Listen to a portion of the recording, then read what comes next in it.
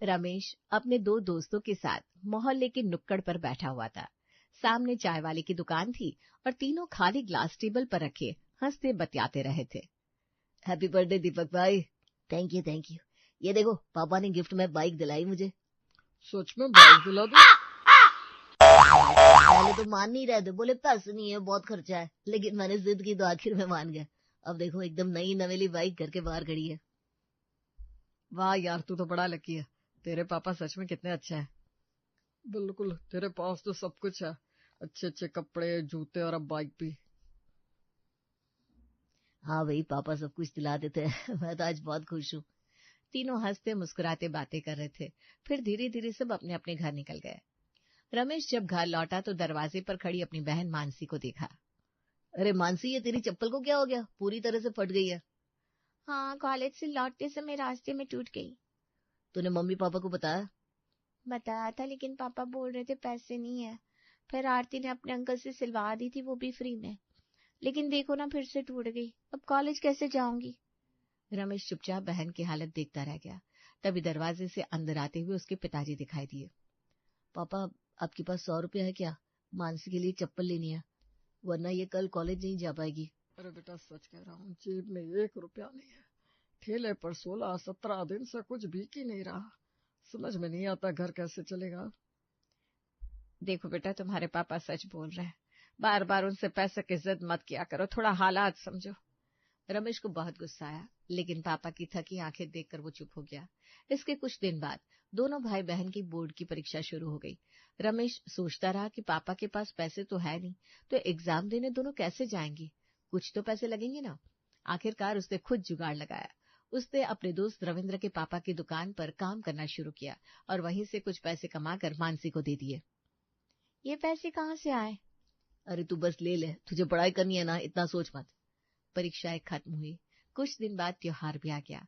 चारों ओर खुशियों का माहौल था। बच्चे नए कपड़े पहनकर घूम रहे थे, लेकिन रमेश और मानसी के पास वही पुराने कपड़े थे। पापा, ये कैसी जिंदगी है? दूसरों के पापा अपने बच्चों को सब कुछ दिलाते हैं, और आपने हमें आज भी कुछ नहीं दिलाया। ना अच्छे कपड़े, ना पढ़ाई का खर्च, कुछ भी तो नहीं कर पाते आप। आखिर क्यों? हमारे चाचा की तो दुकान है, ताऊ जी की अच्छी नौकरी है, पर आप? अब तो कुछ भी नहीं है, ना ही आपके पास कुछ है। क्या हम ही सबसे गरीब है? उस दिन मानसी ने कुछ नहीं कहा, न ममता देवी ने। सब कमरे में चले गए। रामू चुपचाप खड़ा रह गया। तभी, लो पापा, ये पंखा भी खराब हो गया। इतनी गर्मी में कैसे सोएंगे अब? बगल के कमल काका 50 रुपए में ठीक कर देंगे, लेकिन आप तो यही कहेंगे ना पैसे नहीं है। आखिर हम कब तक ऐसे जिएंगे? अरे मानसी, पापा से उम्मीद ही मत रख। तेरे एग्जाम में जो पैसे तुझे दिए थे ना, वो पापा ने नहीं दिए थे, मैंने रविंद्र के पापा की दुकान पर काम करके लाए थे। क्या अजी, आपने जवानी में तो कुछ नहीं किया, अब भी कुछ नहीं कर पा रहे। आपकी वजह से बच्चों का बचपन बर्बाद हो रहा है। हाँ माँ, सच कह रही हूँ। बचपन में कितने सपने देखे थे मैंने और मानसी ने, लेकिन आज सब खत्म हो गया। पापा ने हमें कुछ भी नहीं दिया, न घर, न जमीन, न जायदाद। पता नहीं माँ, आपने इनसे शादी क्यों की? ये सुनकर रामू बुरी तरह रो पड़ा, लेकिन किसी को उस पर दया नहीं आई। पहले जब उसकी माँ जिंदा थी तब बच्चे इतना नहीं बोलते थे, लेकिन अब तो रोज की कड़वी बातें उसकी किस्मत बन चुकी थी। खैर, 2.5-3 साल बीत गए। अब रमेश 24 साल का हो चुका था और वो एक कंपनी में छोटी मोटी नौकरी भी कर रहा है। वहीं उसकी बहन मानसी भी कहीं काम करने लगी थी। दोनों अपना खर्चा खुद निकाल रहे थे, लेकिन रमेश का गुस्सा अब भी कम नहीं हुआ था। रामू हर दिन कोशिश करता कि वो अपने बेटे से बात करे, लेकिन रमेश तो मुंह फेर लेता था। मानसी भी अपने पिताजी के साथ ठीक से पेश नहीं आती थी। तभी इसी बीच, माँ, मुझे एक लड़की पसंद है, उसका नाम प्रतिमा है, सामने वाली कंपनी में ही काम करती है। बहुत अच्छी है और अच्छी खासी तनख्वाह भी मिलती है उसे। वो कुकिंग का काम करती है। अच्छा, तो तू शादी के बारे में सोच रहा है बेटा? हाँ माँ, मुझे लगता है अब यही सही वक्त है। आप उससे मिल लीजिए ना, फिर आगे बात कर लेंगे। कुछ दिनों बाद रमेश और उसका परिवार प्रतिमा के घर गया। घर छोटा था, लेकिन साफ सुथरा और अपना था। वहीं अब बारी थी लड़की वालों के आने की। ये लोग रमेश के घर में आते हैं। आपका अपना घर है? नहीं, ये किराए का घर है, लेकिन कई सालों से यहीं रह रहे हैं। अब तो अपना घर जैसा ही लगने लगा ये। ये सुनकर प्रतिमा के माँ बाप ने एक दूसरे की तरफ देखा। वहीं रमेश को अंदर से बहुत गुस्सा आया। तो क्या हुआ? घर दीवारों और छत से नहीं बनता, घर बनता है प्यार और इज्जत से। और आपका परिवार बहुत अच्छा है, मेरे लिए इतना ही काफी है। एक घर भी नहीं है हमारे पास, लोग पूछे तो शान से बोल भी नहीं सकते। अच्छा, तो हमें रिश्ता मंजूर है। लीजिए रामू जी, मिठाई खाइए, बेसन के लड्डू है। लीजिए ममता जी, आप भी खाइए। हाँ हाँ, आप भी खाओ और बधाई हो। सब हंसते हुए मिठाई खाने लगे। उसी रात, पापा अब आप बताइए, इतने सालों में कुछ तो पैसे बचाए होंगे ना आपने? इतने सालों में हमने आपसे कुछ नहीं मांगा, कपड़े जूते बाहर का खर्च हम सब कुछ खुद संभाल रहे थे। बस आपका काम था महीने भर का राशन भरना। अब तो मेरी शादी होने वाली है, कम से कम इस मौके के लिए तो आपने कुछ रखा होगा ना?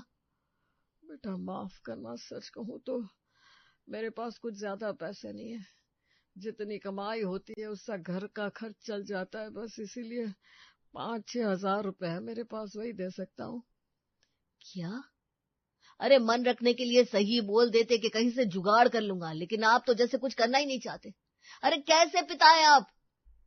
बिल्कुल सही कहा भैया आपने, इतने साल हो गए 1 रुपए की मदद नहीं की पापा ने। असल में मानसी, इनको कभी सपने देखने की आदत ही नहीं थी, न खुद आगे बढ़े न हमें आगे बढ़ने दिया। देख लो माँ, आप हमेशा पापा की तारीफ करती हो ना, अब देख लो बेटे की शादी के लिए भी कोई तैयारी नहीं की इन्होंने। बताइए अब मानसी की शादी के लिए क्या करेंगे फिर? सब कुछ क्या मैं अकेला ही करूंगा? क्या इनकी कोई जिम्मेदारी नहीं बनती? अरे बच्चों, मैं भी क्या करूं, मुझे पता था कि ये कुछ नहीं कर पाएंगे। सोचा था थोड़े पैसे हो तो भी खुश रह लूंगी इनके साथ, लेकिन देख लो इनके पास तो कुछ नहीं है। तुम लोग हमेशा मुझे सुनाते रहते हो, लेकिन तुम लोग समझते नहीं कि मेरी जिंदगी भी कितनी कठिन है। मैं नहीं चाहता कि मैं कहीं से कर्ज लूं। कर्ज ले लिया तो फिर और मुसीबत आ जाएगी, हम लोगों का जीना और सांस लेना और मुश्किल हो जाएगा। ये सब बहाने हैं पापा। रविंद्र के पापा ने भी कर्ज लिया था, लेकिन आज बिजनेस खड़ा कर दिया, वक्त पर सब चुका भी दिया। लेकिन आप तो रिस्क लेना ही नहीं चाहते, बस बैठे बैठे नाटक करते रहते। अब तो मेरे सर में दर्द हो रहा है। माँ, खाना लगाओ आप। उस रात तीनों ने अकेले बैठकर खाना खाया। रामू अकेले बाहर बैठा रहा, किस्मत को कोसता रहा और खुद को बुरा भला कहता रहा। तभी अगले दिन रमेश अपनी बहन मानसी के पास गया। मानसी देख, पिताजी से तो कुछ होने वाला है नहीं, उनके पास कुछ है ही नहीं और जोड़ भी नहीं पाएंगे, और ना ही लगता है अब कुछ कर पाएंगे। अब तू ये बता, तू मेरी मदद करेगी ना? हाँ भैया, क्यों नहीं करूंगी, आप ही तो मेरी ग्रेजुएशन की फीस भर रहे हो, इतनी मेहनत कर रहे हो। मानसी ग्रेजुएशन कर रही है, उसकी फीस लगती है, लेकिन बीच बीच में स्कॉलरशिप मिल जाती है, जिससे थोड़ा बहुत काम चल जाता है। देख, मैंने भी कुछ पैसे बचाए थे अपना ग्रेजुएशन के लिए, लेकिन अब पापा तो हमें एक फूटी कौड़ी भी नहीं देंगे, तो वही पैसे मुझे शादी में लगाने पड़ेंगे। बाद में जब एडमिशन का टाइम आएगा कहीं से जुगाड़ कर लूंगा, लेकिन अभी तो तुझसे मदद चाहिए। हाँ भैया, मैं कर दूंगी। मैंने कुछ पैसे बचाए थे, आगे कोई कोर्स करना था, उसी के लिए जमा किए थे, वो पैसे आपको दे दूंगी।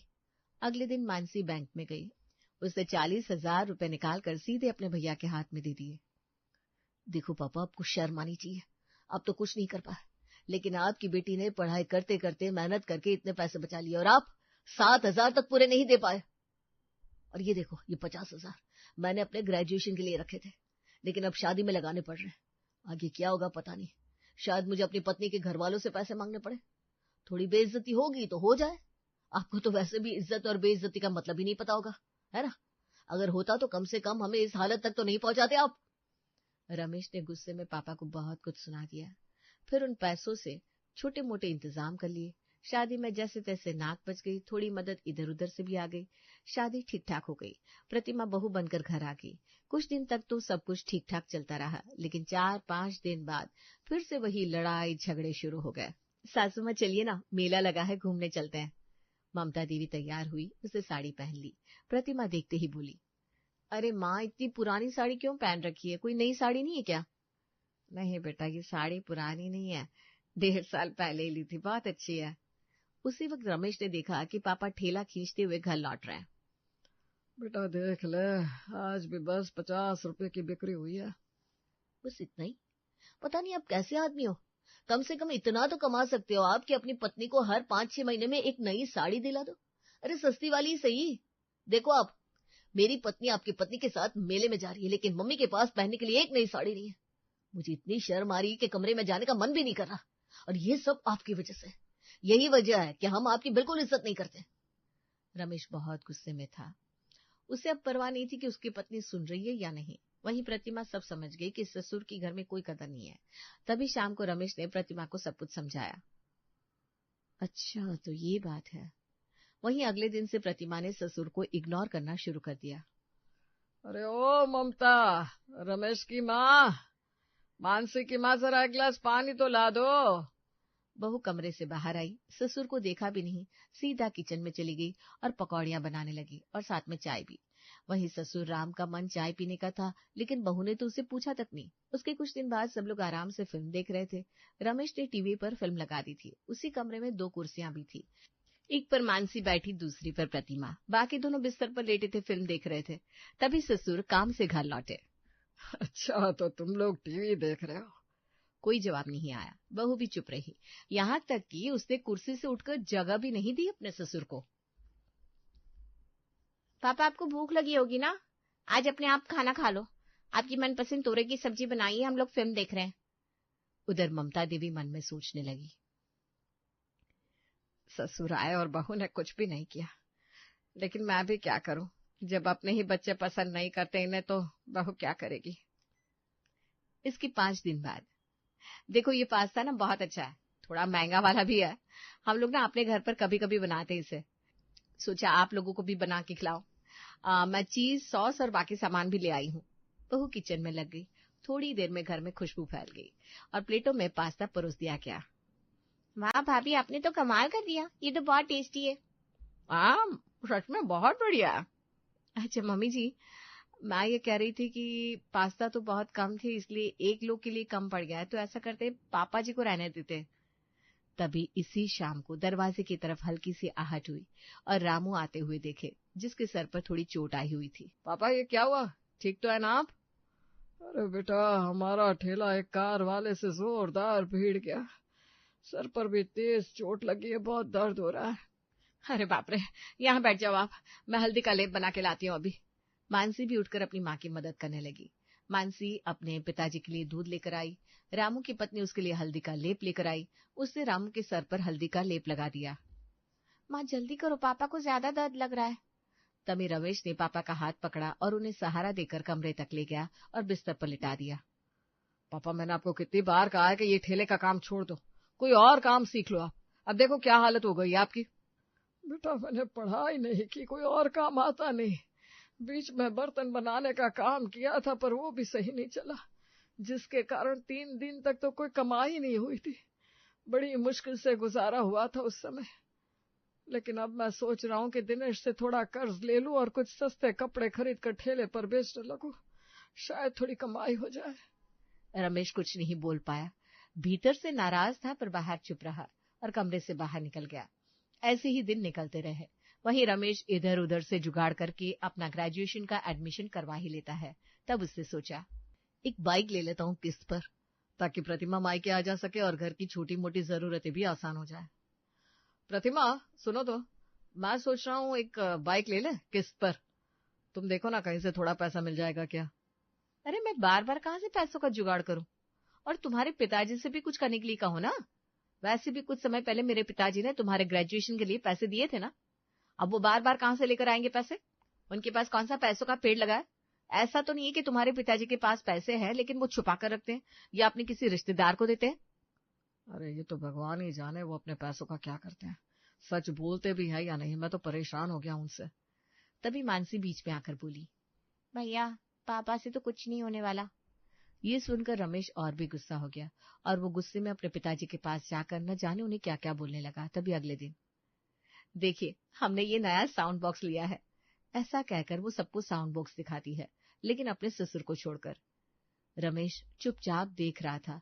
उससे खटक गया कि कम से कम पिताजी को बता तो देती, पर उसने कुछ कहा नहीं। ऐसे ही समय बीत रहा था। रमेश को अपने एक दोस्त से खबर मिली। अरे रमेश, एक जगह मिल रही है बहुत सस्ती, आज नहीं लोगे तो कल पछताओगे। ये सुनकर रमेश के मन में हलचल मच गई। उसी शाम उसने पिताजी से ये बात बोली। पिताजी, अगर आपके पास कुछ हो तो बताइए, मुझे उम्मीद तो है नहीं, लेकिन अब हो तो बता दीजिए। बेटा, मेरे पास सिर्फ 8-9 हजार जमा है, चाहो तो ले लो। आपके हाथ में जो सोने की अंगूठी रहती थी उसे क्यों नहीं बेच देते आप, कम से कम 15-20 हजार तो मिल जाते उससे। वो तो कब का बेच चुका बेटा, कुछ महीने पहले घर में राशन तक खत्म हो गया था, ऊपर से जहाँ से राशन लिया था वहां का कर्जा भी बाकी रह गया था, तो उससे वही सब चुका दिया। क्या पिताजी, अब राशन तक नहीं भर पा रहे? आपने हमारे लिए कभी कुछ सोचा ही नहीं था क्या? इतना सुनकर प्रतिमा भी आधम की। हम लोगों को तो आपके पिताजी से एक फूटी कौड़ी की उम्मीद नहीं रहती। देखो ना आप, सासू माँ के पास ना सही साड़ी है, ना ढंग का बालों का रबड़, और ना ही अच्छा नेल पॉलिश। और आपके ठेले का हाल तो देखो, आधे सामान जंग खा रहे और बाकी खिलौने टूटे पड़े। आपके पिताजी को तो ढंग से ठेला लगाना तक नहीं आता। ऐसे व्यापार कौन करता है भला? रमेश, मानसी और ममता देवी सब सुनते रहे, कोई कुछ नहीं बोला। लेकिन तभी प्रतिमा ने एक ऐसी बात कह दी जिससे रमेश का खून और खौला दिया। ससुर जी, आपके जीवन का कोई अर्थ है भी कि नहीं? आप तो बस इस धरती पर एक बोझ बनकर रह गए।